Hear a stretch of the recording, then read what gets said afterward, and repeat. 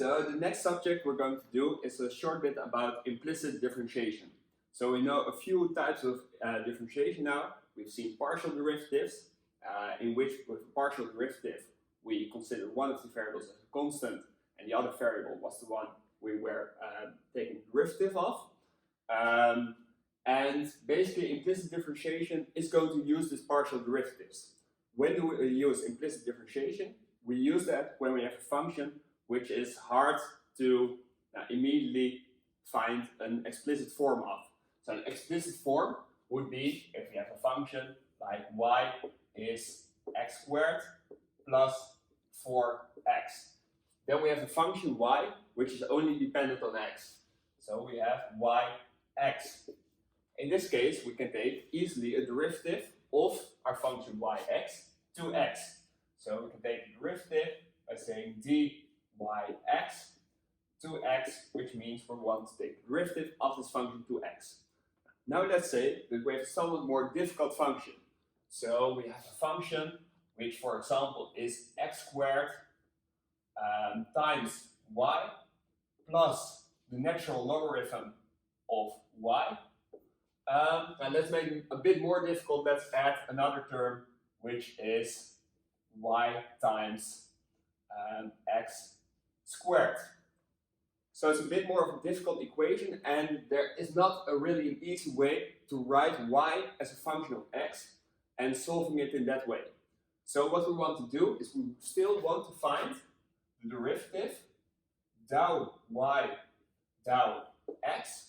So the dou is implying that there are multiple variables in our function. So I use the d over here to sign that there's only one variable, the x. In this case there are two, and yet I still want to find the derivative of y to x. So I'm not interested in this case in finding the derivative, partial derivative of a function fxy to x, but instead I'm interested in finding a partial derivative of y to x, but y isn't an explicit function yet. So that's why we need to use our implicit differentiation techniques. What we are going to do is basically we're going to derive x to x, which is just going to give a derivative of x, and we're going to look at every y as if y is a function of x. So we can rewrite this. So this is what we want to calculate. We can rewrite the above function to x squared times y, but y is dependent on x. So I put an x between brackets, signing that this is actually a function of x. So it could be a function like the y I defined above, but we don't know what the function is. Then I'm going to add the natural logarithm of y as a function of x. And finally, I have the term y times x squared, which will be plus y dependent on x times x squared. Now, if I'm going to take the derivative, what I'm going to do is every derivative of x will just be derived to x. Every derivative of y will be derived as normally to y, but multiplied with the derivative of y. It's sort of a chain rule. So we're going to multiply it with y accent x. Or you could also say this is dou y dou x. So that's why where we are going to multiply every derivative of yx with. So let's just start on finding this derivative. So what I'm going to do is first start off with a product rule.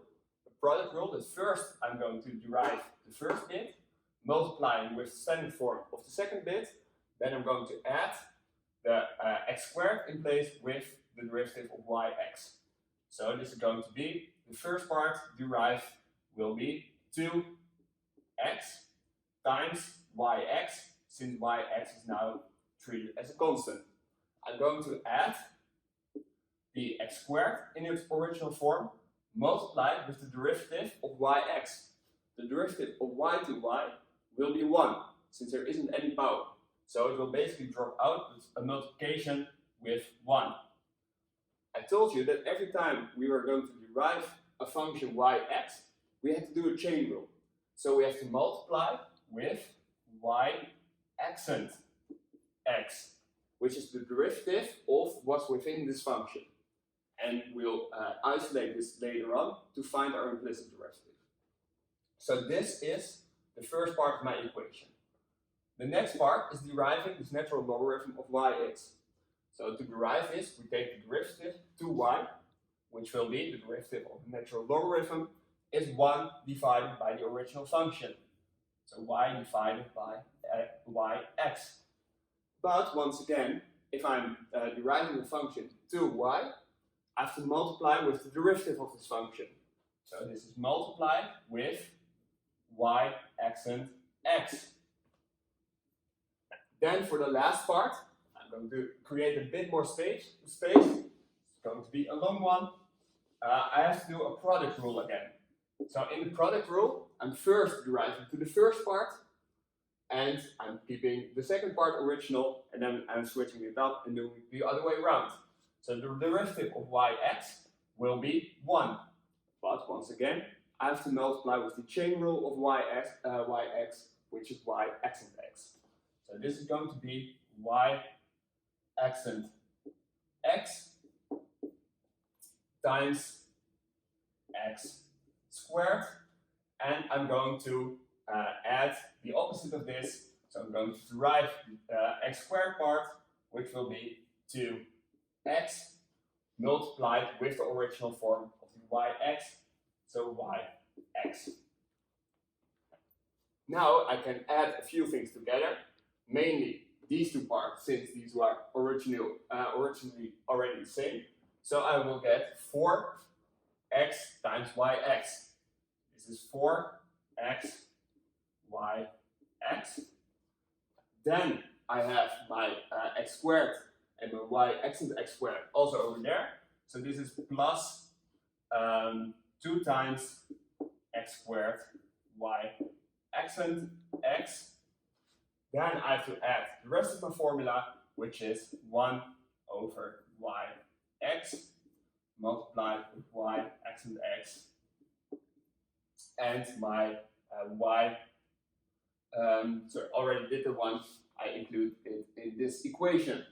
So now we can actually solve it by taking everything that doesn't contain a y accent x to the other side. So basically that's only the factor 4xy of x, because the other ones all include this y accent x.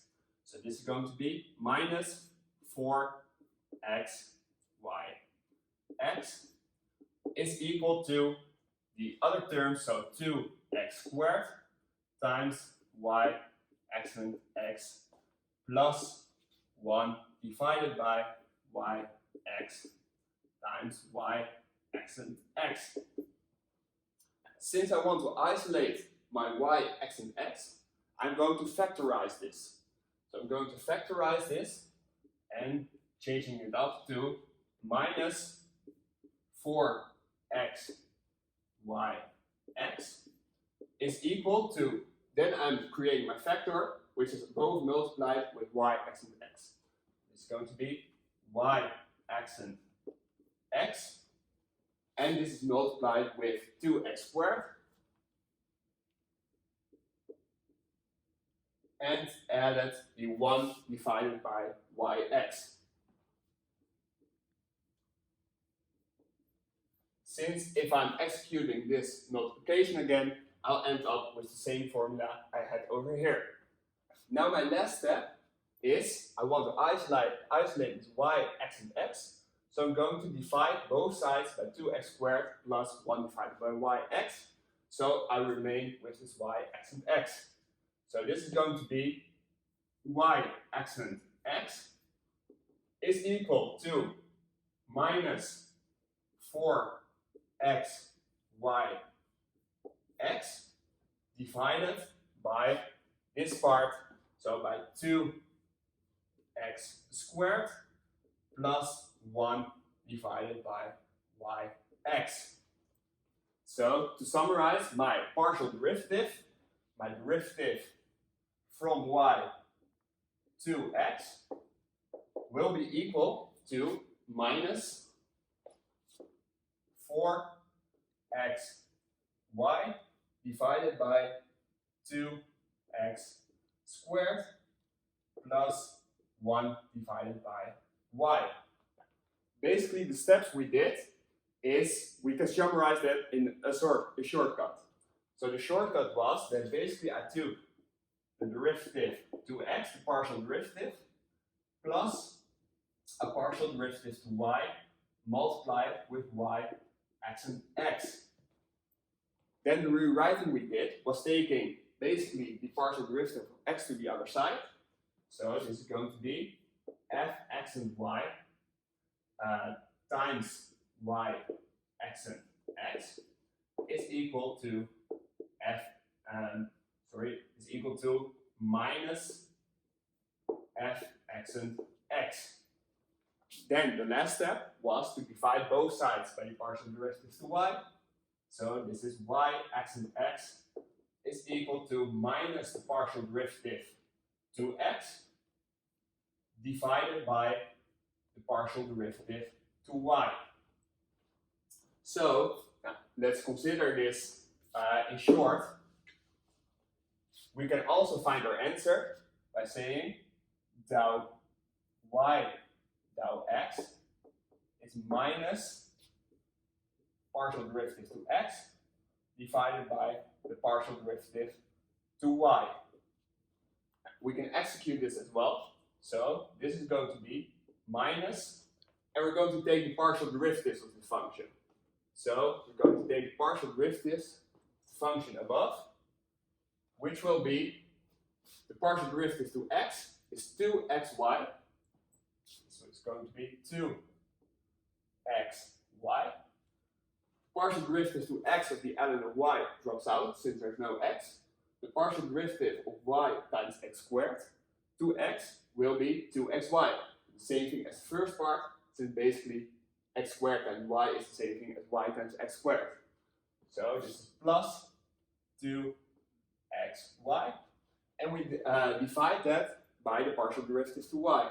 The partial derivative of this function to y will be x squared plus the partial derivative of ln y to y will be 1 divided by y, and the partial derivative of y times x squared will be x squared. So we end up with the exact same answer, namely minus 4xy divided by 2x squared plus 1 divided by y, which was the same answer as we found in this case in our previous method.